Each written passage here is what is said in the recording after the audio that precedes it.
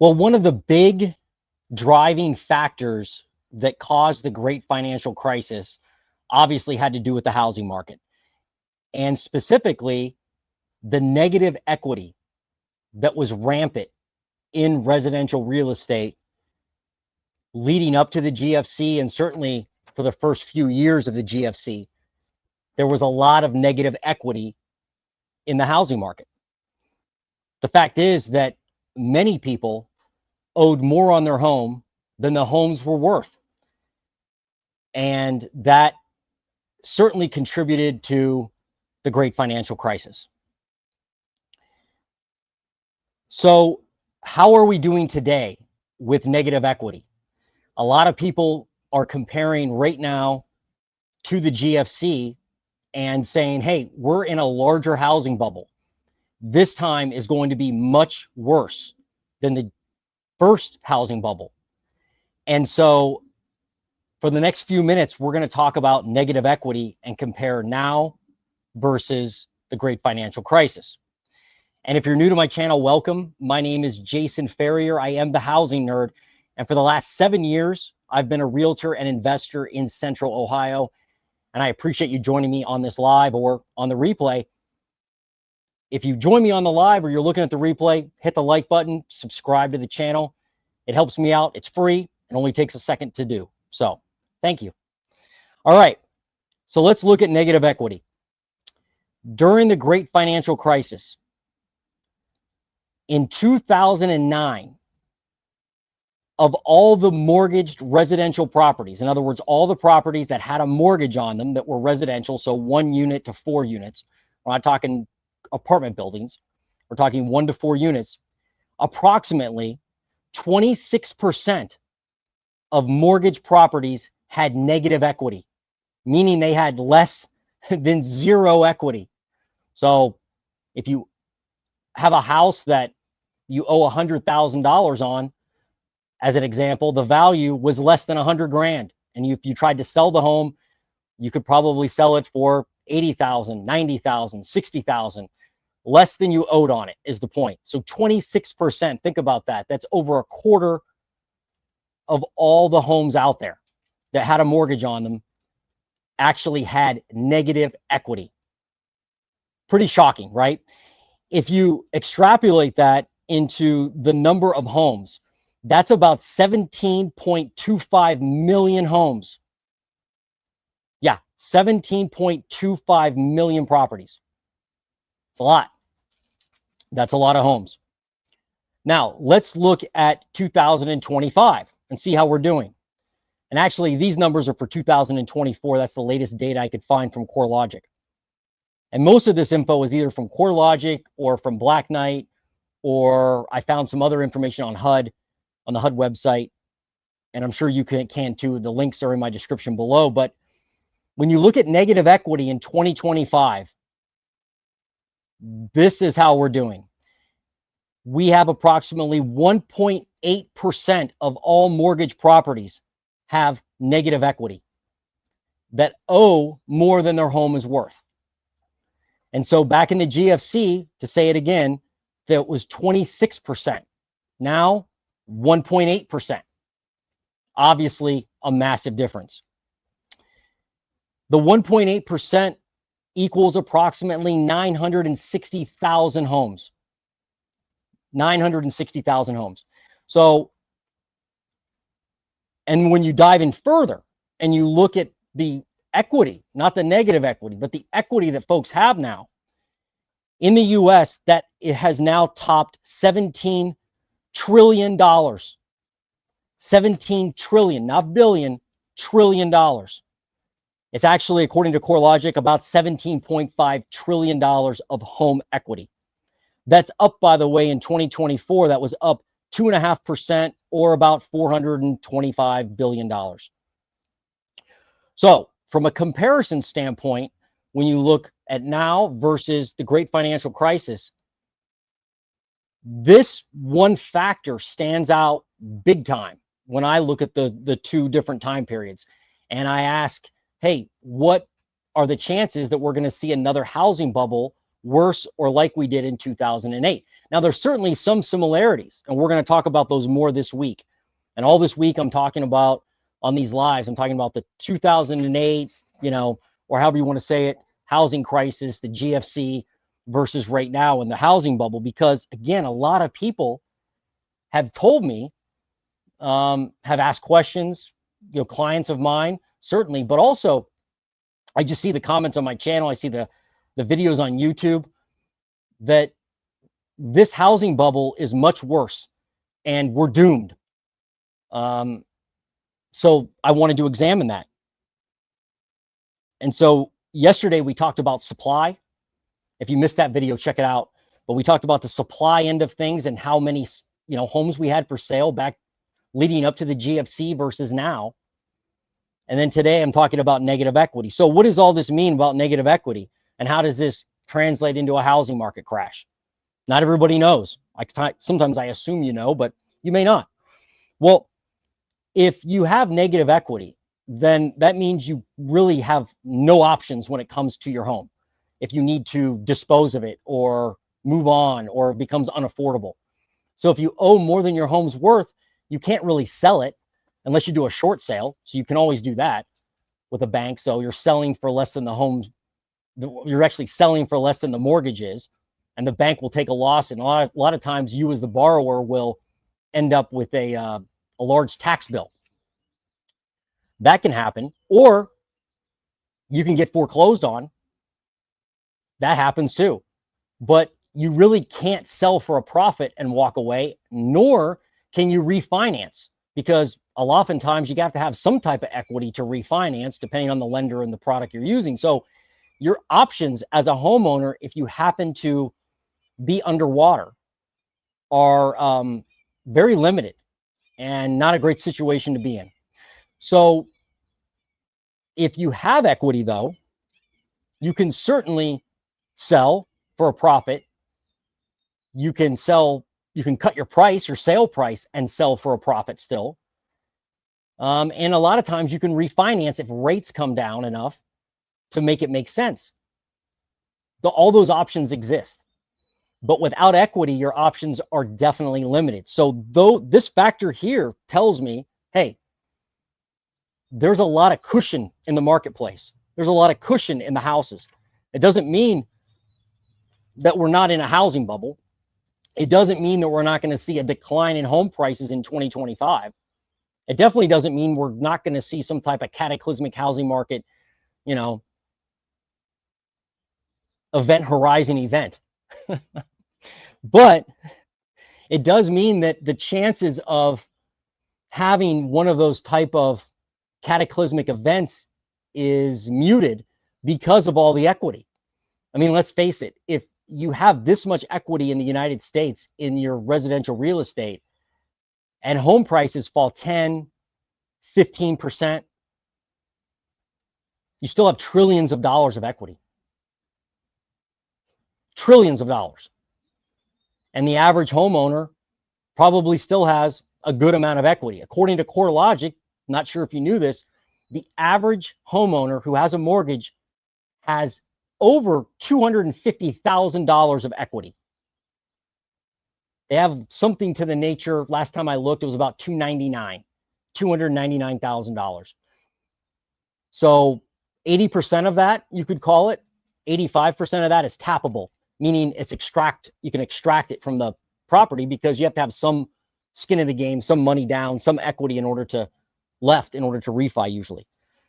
So it's, and then how did we get there, right? How did we get to all that equity? Well, that's easy. Prices up a lot, right? Prices are up a lot over the last 5 years, and debt is down when it comes to the mortgages overall compared to the prices.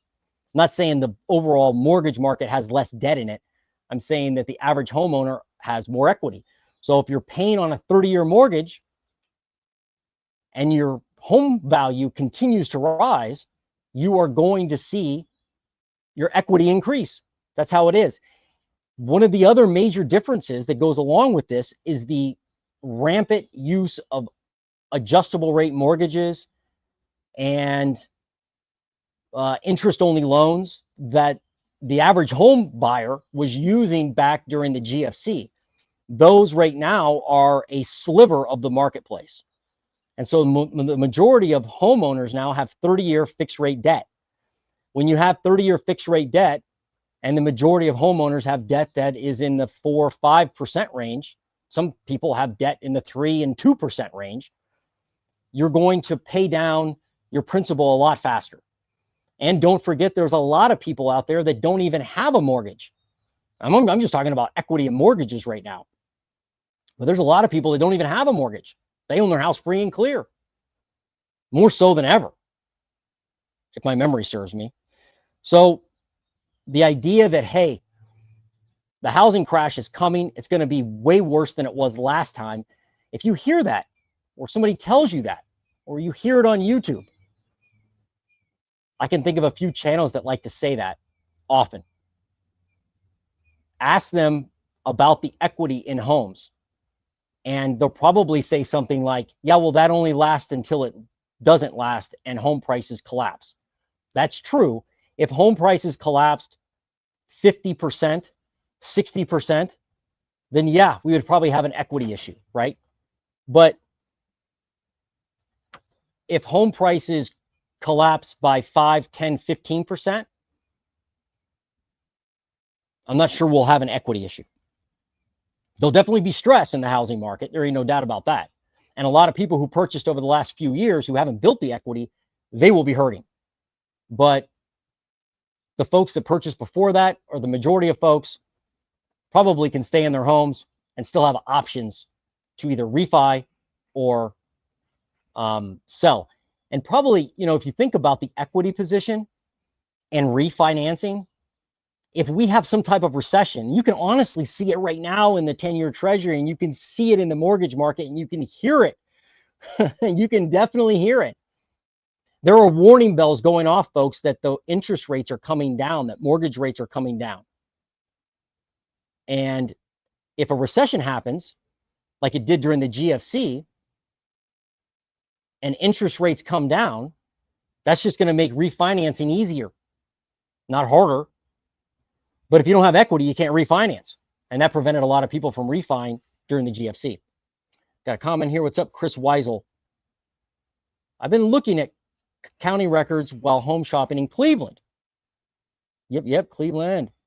Most people have had 40% or more positive equity.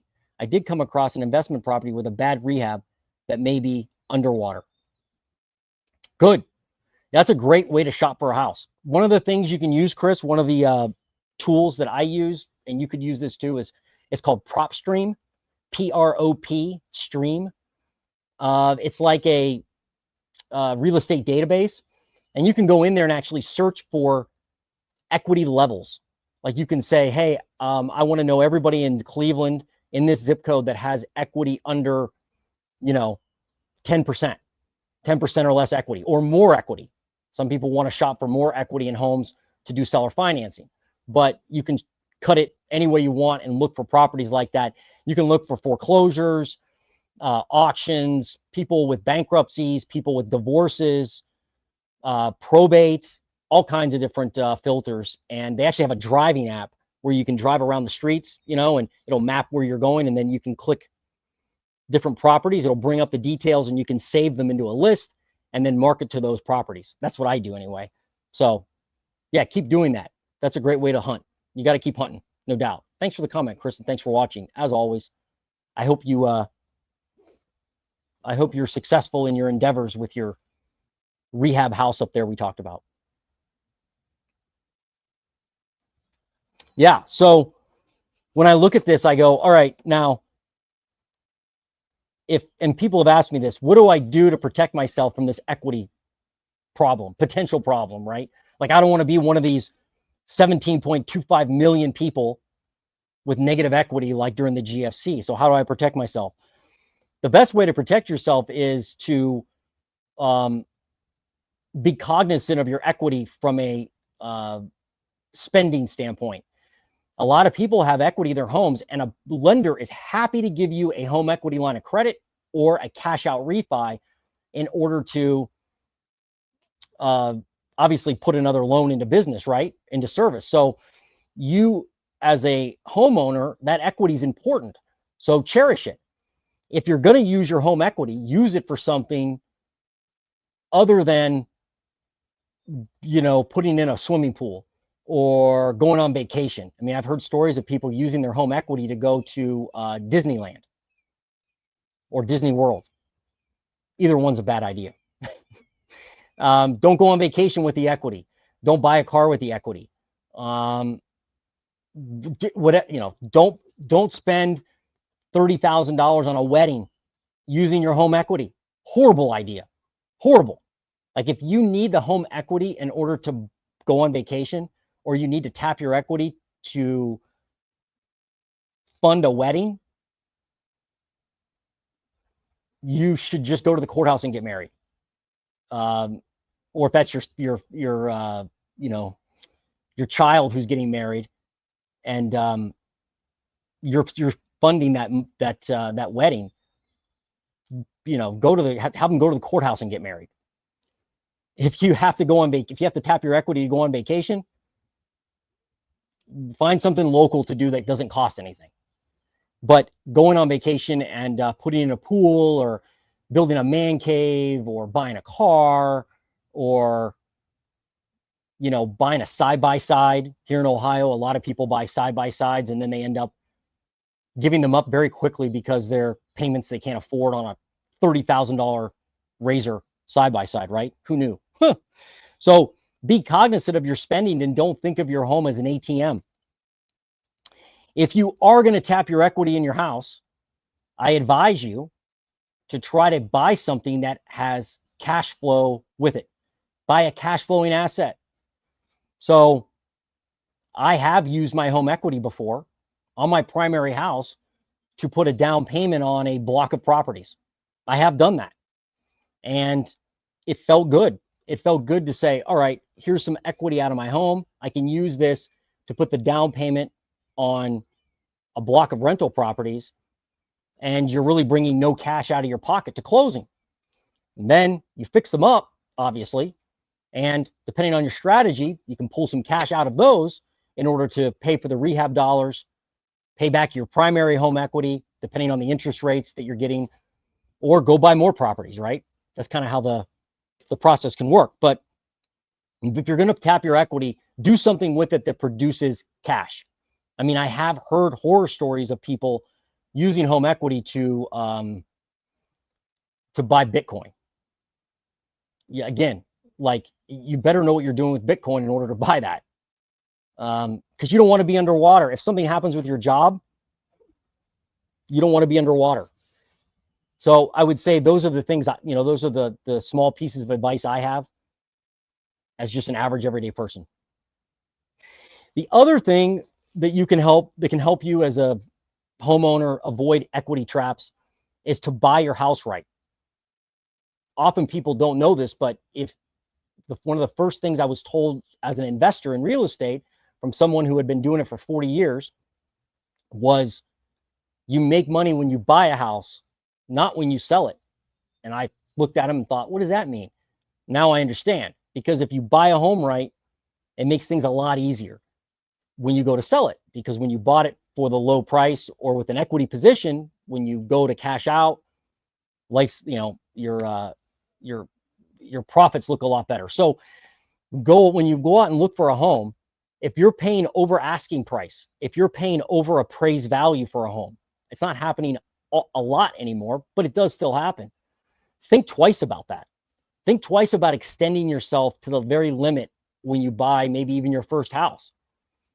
You may want to look for something that's a little more distressed, right? Something tore up, something that needs new bathrooms, something that doesn't have new carpets, something that stinks, like a home that smells, like a home that smells like, just smells nasty. Those type of homes, they can add a lot of wealth to your life, because if you buy one that is priced well under market but needs a lot of work, and you have the skills, somebody who has the skills, or you have the patience to add your sweat equity to the property, when you come out on the other side, you'll be in a much better position than paying retail price for something because it has, new flooring and new cabinets. I mean, that's just like, those are easy things to do. So get creative out there. Don't run out and buy something just because it's all shiny and nice. Your equity will suffer.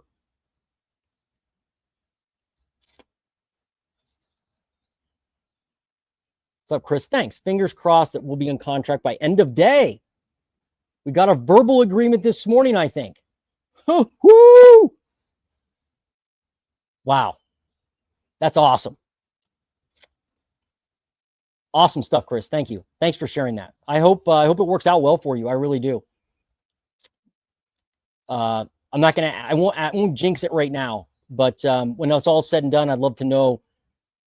And I won't share it if you don't want me to. You don't have to even say it on here. You can text me or something, or email me, or call me. But I'd love to know what kind of deal you did get. How that looked. But that's fantastic. I'm really happy for you, Chris. Great job, dude. Great job. Awesome, awesome. Yeah, so that's really it today. I mean, I just wanted to cover this equity thing from 2008 during the GFC to now. I just don't know how people can explain that away. I mean, you can talk about what ifs. What if home prices crash 50%? Sure. What if I was a little bit taller? I could probably dunk a basketball. I can't. I can't dunk a basketball. Now, the other reason is what if I could jump higher? I can't. I don't. I can't dunk a basketball. I always wanted to, but I can't do it. So pretending is fun, but it's not real life.